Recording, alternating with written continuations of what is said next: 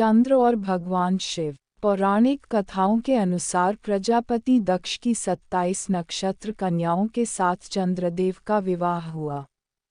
उन सभी में से रोहिणी अत्यंत खूबसूरत थी। अतः चंद्रदेव रोहिणी को बहुत अच्छा मानते थे।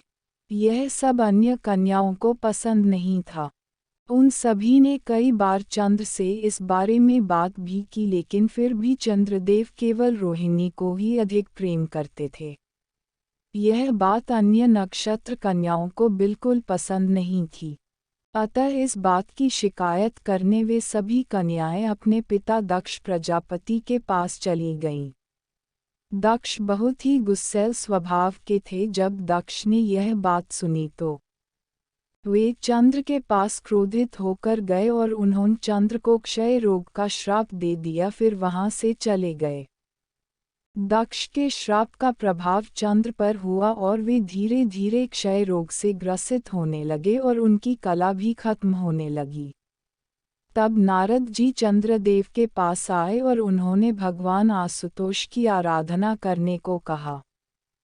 चंद्रदेव ने नारद की बात मानकर भगवान आशुतोष की आराधना करना प्रारंभ कर दिया। लेकिन चंद्र की हालत दिन प्रतिदिन बिगड़ती ही जा रही थी।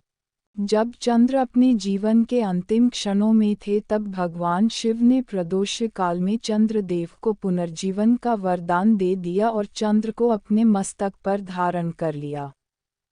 तब भी चंद्र की हालत ठीक नहीं हुई थी, इसीलिए जब शिवजी ने उन्हें मस्तक पर धारण किया तो वे आधे आकार में ही थे। चंद्रदेव मृत्यु के करीब आकर भी जीवित हो गए। अब धीरे धीरे चंद्र का स्वास्थ्य ठीक होने लगा और वे पूर्णमासी की रात को अपने पूर्ण स्वरूप को प्राप्त हो गए।